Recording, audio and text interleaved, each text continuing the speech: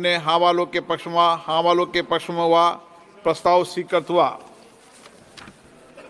अब मैं संशोधनों को सभा के मतदान के लिए रखूंगा। प्रश्न ये कि लोकसभा द्वारा यथा पारित विधेयक में राज्यसभा द्वारा किए गए संशोधन संख्या 1 और 2 को स्वीकृत किया जाए। जो सदस्य इसके पक्ष में हाँ कहें, जो सदस्य विरोध में ना कहें। मेरे विचार में निर्णय हाँ वालों के पक्ष में संशोधन स्वीकृत हुआ। मंत्री जी अब प्रस्ताव करें कि लोकसभा द्वारा यथा पारित विधेयक में राज्यसभा द्वारा किए गए संशोधन से सभा सहमत है। महोदय, मैं प्रस्ताव करता हूं कि राज्यसभा द्वारा विधेयक में किए गए संशोधनों पर सहमति दी जाए। प्रश्न ये है कि लोकसभा द्वारा यथा पारित विधेयक में राज्यसभा द्वारा किए गए संशोधन से सभा सहमत है।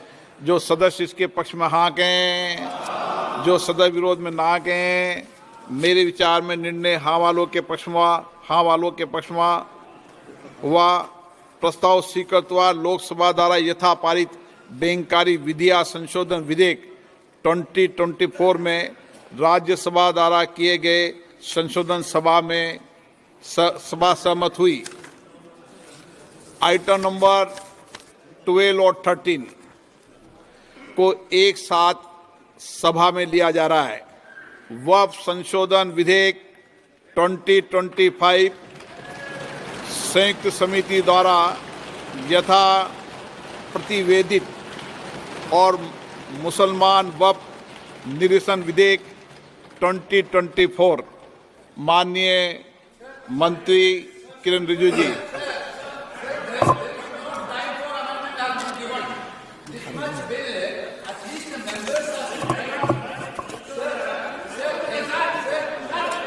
हाँ, बोलिए। दिस टाइप ऑफ बिल, इस प्रकार का जो विधेयक है जब इस सभा में लेके आते हैं, कम से कम माननीय सदस्यों को अधिकार होना चाहिए कि संशोधन का अधिकार हो। कल हुआ था क्या कि सदस्यों के ध्यान में लाया गया दोपहर बाद में, फिर जो संशोधन है और 3:30 बाद में खत्म हो सकता है। कैसे संशोधन दे महोदय? ये आप जो विधायक को डरा धमका रहे हैं एक तरह से, उनको सदस्यों को संशोधन देना होता है। आपको इसके लिए समय दीजिए संशोधन पेश करने के लिए। कई प्रावधान है महोदय जो संशोधन देने के लिए होते हैं, समय है ही नहीं, इसके लिए समय दिया ही नहीं गया। आप बैठिए, एक विषय मैं दे दूं। माननीय सदस्यगण, मैंने सभी जो गैर सरकारी माननीय सदस्यों के जो भी संशोधन प्रस्ताव थे वह और सरकारी संशोधन प्रस्ताव दोनों को बराबर का समय दिया है। मैंने ऐसा नहीं किया कि आपके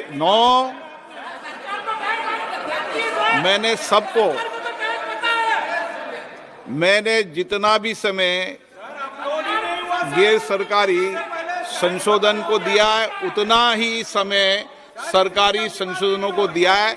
मैंने दोनों में कोई अंतर नहीं किया गया है। मंत्री जी को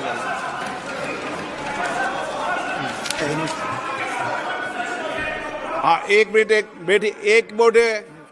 एन के प्रेमचंद्रन जी, आप बता दीजिए। सर, माय पॉइंट ऑफ महोदय, मेरे व्यवस्था का प्रश्न यह है, वो नियम 80 का है जो कार्य प्रशासन नियम के अनुसार है, और नियम 376 है, और पोल और शक दर का प्रश्न 650 भी है।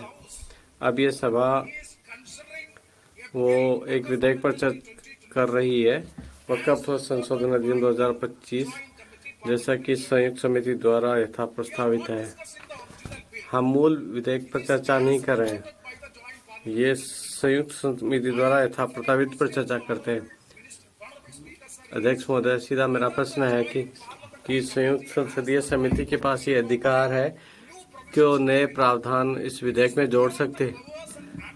ये संयुक्त संसदीय समिति के अधिकारों में नहीं आता है। बहुत सारे नए प्रावधान, उन प्रावधानों के बारे में मुझे कोई उपलब्ध नहीं है। 2A भी प्रशंसनीय है, कोई आपत्ति नहीं है, बहुत ही गंभीर बात है, तकनीकी मुद्दा है। देखिए, यहाँ तक कि सभा के पास भी अधिकार नहीं होता है। प्रतीक्षा करिए, आप उत्तर बाद में दीजिए।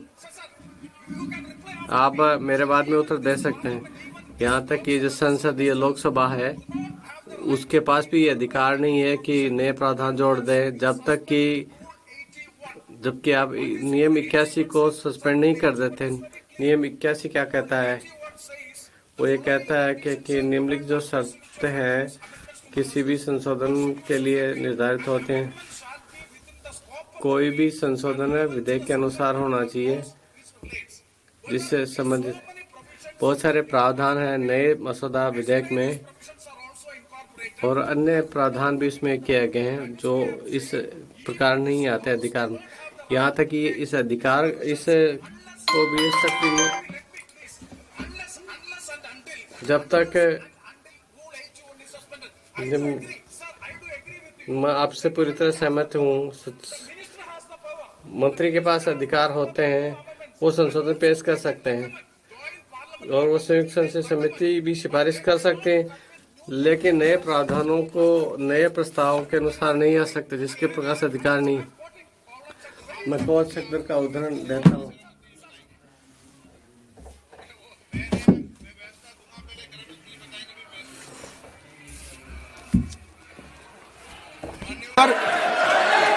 मानिए इनको पढ़ लें दो पूरा, 1 मिनट इनको पढ़ लें दो। हाँ पढ़ लो, आप पूरा पढ़ लो। सर हाँ। सर कौलन सेक्टर पेज 615 जो पृष्ठ है विधेयक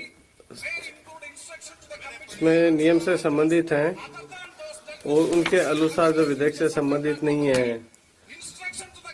समिति के जो संशोधन के लिए जो मूल अधिकार हैं वो जब भी अनुमति दी जाती है, उद्धरण समाप्त हुआ। इसका मतलब जब तक सभा को ये निर्देश नहीं हो सकता तब तक कि वो नए प्रावधान विधेयक में नहीं जोड़ सकते। ये संयुक्त समिति के अधिकार में आता ही नहीं है। आप बैठिए, ऐसे नहीं चलेगा माननीय सदस्य, मैंने सबको मौका दिया, प्लीज बैठिए आप। बैठिए। माननीय गृह मंत्री जी बोलेंगे। माननीय सदस्य ने जो पॉइंट ऑफ ऑर्डर उठाया है, मैं इसके हार्द को सदन के सामने रखना चाहता हूं। भारत सरकार की कैबिनेट ने इस बारे में एक बिल अप्रूव कर सदन के सामने रखा। आपके द्वारा ये बिल जॉइंट पार्लियामेंट्री कमेटी को दिया गया, जिसका विपक्ष का भी बड़ा आग्रह था। कमेटी ने इस पर सुविचारित रूप से अपना मत प्रकट किया। वो जो मत प्रकट हुआ वो मत फिर से कैबिनेट के सामने गया। कमेटी के जो सुझाव थे ये भारत सरकार की कैबिनेट ने स्वीकार किए और अमेंडमेंट के रूप में किरण रिजिजू जी लेकर आए।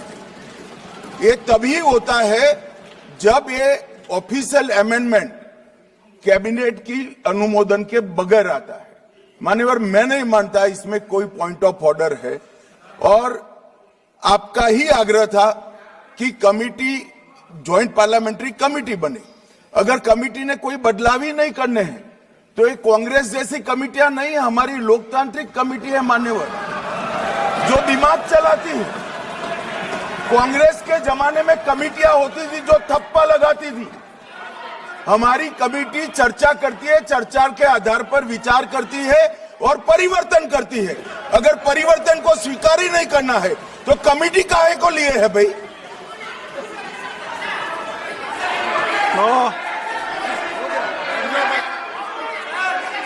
आप जब विधेयक पर चर्चा हो तो सबको मौका दूंगा। अभी 0 ओवर पर मानने के मैं इस पर अपनी व्यवस्था देता हूं। माननीय सदस्यगण श्री N.K. प्रेमचंद्रन जी ने जो प्रश्न उठाया है वक्फ संशोधन विधेयक 2025 पर संयुक्त समिति में विधेयक कुछ खंड जोड़ दिए गए जो विधेयक के दायरे से बाहर हैं। इस विषय पर मैं माननीय सदस्यों का ध्यान कौल और शब्द द्वारा रचित संसदीय पद्धति और प्रक्रिया की ओर आकर्षित करना चाहता हूं कि संयुक्त समिति की किसी भी विधेयक में संशोधन करने की शक्तियां बड़ी व्यापक और विस्तृत है। समिति किसी भी विधेयक में पूर्ण रूप से संशोधन कर सकती है या उसको पूर्णतः नया प्रारूप तैयार कर सकती है तथा विधेयक के सिद्धांत